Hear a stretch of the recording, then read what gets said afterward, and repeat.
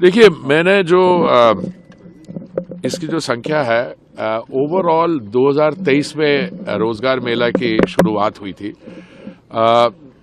मुझे लगता है दैट देयर बीन 12 ओकेजन्स और ओवरऑल नियुक्ति पत्र जो जिसके बारे आप प्रश्न पूछ रहे हैं वो 11 लाख से अधिक है।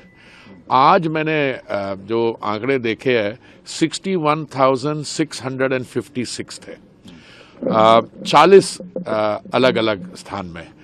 और जैसे माननीय प्रधानमंत्री जी ने कहा कि अब ये एक इंस्टीट्यूशनल प्लेटफॉर्म बन गया है और इसके मेरे बहुत खुशी की बात है। एक तो जो सरकारी जो विभाग हैं हमारे, उनमें जो वैकेंसीज रहती थी बड़ी देर फिल नहीं होती थी, और आज के जो कार्यक्रम में मैंने देखा कि बहुत सारे हमारी जो सिक्योरिटी सिस्टम में पैरामिलिट्री फोर्सेस हैं, CISF, CRPF, ITBP, उनमें काफ़ी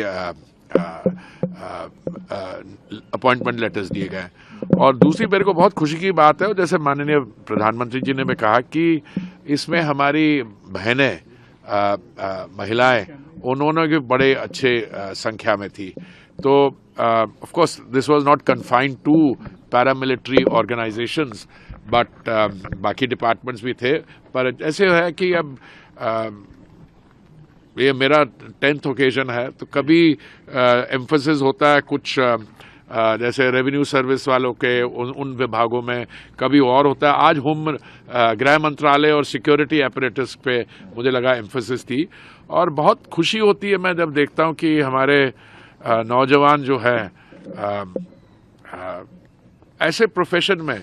देखिए, अभी इस कार्यक्रम की में आने से पहले मैं हमारे जो ITBP के चीफ हैं यहाँ के वेस्टर्न कमांड के, उनसे बात कर रहा था।